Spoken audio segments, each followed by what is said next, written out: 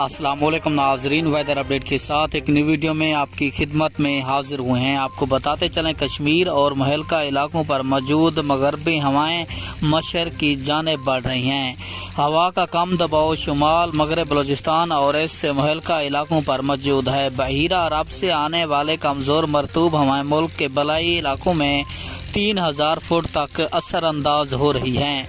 आपको मुकम्मल तफसील के साथ आगाह करते हैं, लेकिन उससे पहले वीडियो को लाइक और चैनल को सब्सक्राइब लाजमी कर दें ताकि आपको हमारी नई वीडियो का नोटिफिकेशन सबसे पहले और बाआसानी मिलता रहे।